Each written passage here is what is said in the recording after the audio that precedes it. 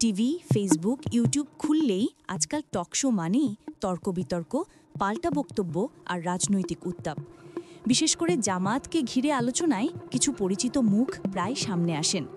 কেউ কেউ তাদের বক্তব্যে কঠোর সমালোচনা তুলে ধরেন, আবার পাল্টা বক্তব্যে সেই সমালোচনাকে চ্যালেঞ্জ করেন অন্য কেউ।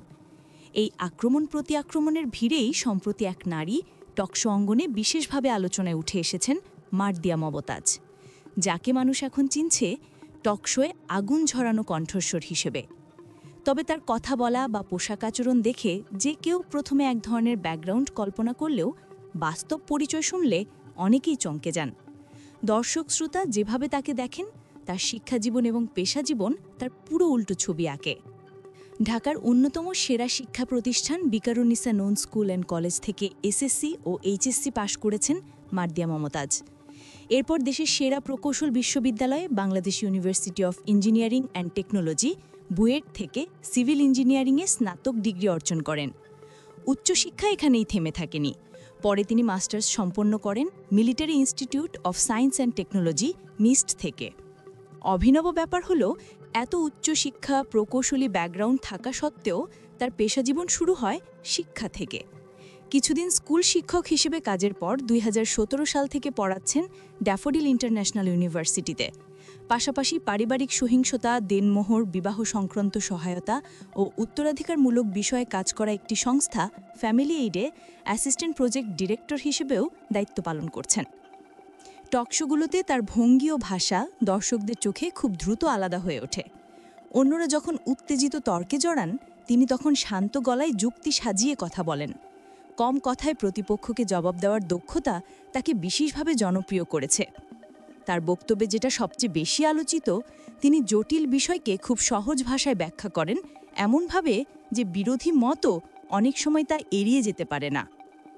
জামায়াত নিয়ে বিতর্কিত উত্তপ্ত আলোচনার মাঝখানে শেষ কয়েক মাসে তিনি হয়ে উঠেছেন দলের একটি গুরুত্বপূর্ণ মুখ, কমপক্ষে টকশো পরিসরে।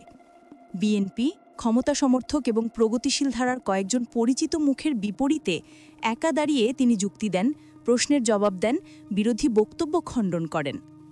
অনলাইন অডিয়েন্সের মন্তব্যেই দেখা যায় অনেকেই তাকে দেখেন একাই 100 বলে। তবে তার উত্থানটা শুধু রাজনৈতিক বিতর্ক দিয়ে ব্যাখ্যা করা যায় না। তার ব্যক্তিগত সরলতা, শান্ত স্বভাব এবং টকশোর বাইরে মানবিক কাজেও সক্রিয় ভূমিকা তাকে অন্যরকমভাবে সামনে এনেছে। রাজনৈতিক অঙ্গনের তরুণ কর্মীদের হতাশা, বঞ্চনা বা সংগ্রামের কথাও তিনি খোলাখুলিভাবে বলেন। কোথাও কারো প্রতি অন্ধ সমর্থন নয়, বরং অন্যায় দেখলে সে যেই হোক তা বলার সাহস রাখেন। অনেকেই বলেন তার জনপ্রিয় হওয়ার বড় কারণ এই জায়গাটাই। টিভির গরম আলোয় বসে থাকা সত্ত্বেও তিনি যেন খুব সাধারণ একজন মানুষ, সহজ, নরম, কিন্তু যুক্তিতে কঠোর। জামায়াতপন্থী দর্শকদের মতো দলটির নেতারাও মনে করেন আগামীর রাজনৈতিক লড়াই শুধু রাজপথেই হবে না, হবে স্ক্রিনে, হবে টকশোতে, হবে বিশ্লেষণ ও ন্যারেটিভের লড়াইয়ে। আর সেখানে মার্দিয়া মমতাজ এখন এক শক্তিশালী প্রতিনিধি। দলের অনেকে বলছেন তার অভিজ্ঞতা ও প্রশিক্ষণ অন্য তরুণ তরুণীদের মাঝেও ছড়িয়ে দেওয়া উচিত, যাতে নারীরাও যুক্তির লড়াইয়ে সমানভাবে সামনে আসতে পারেন। দেশজুড়ে তার টকশোগুলো এখন ইউটিউব, ফেসবুকে লাখো মানুষ দেখছেন। কমেন্ট সেকশনে দেখা যায় অনেকে বিস্মিত তার শিক্ষা, যোগ্যতা ও কর্মজীবন দেখে। অনেকে বলেন তাকে দেখলে মনে হয় আবেগ নয়, যুক্তিই তার সবচেয়ে বড় শক্তি। মার্দিয়া মমতাজ এখন শুধু একটি দল বা একটি মতাদর্শের প্রতিনিধি নন, তিনি হয়ে উঠেছেন টকশো নামের বিতর্কিত অঙ্গনের এক নতুন ধাঁচের চরিত্র, যেখানে উত্তেজনাকে হার মানায় শালীনতা, পক্ষপাতকে হারায় যুক্তি, আর চিৎকারকে হারায় নীরব স্থিরতা। আর তাই মানুষ জানতে চায়, কেন তিনি এত লড়াই করছেন? কি সেই শক্তি যা তাকে একা দাঁড়িয়ে থাকতে শেখায়?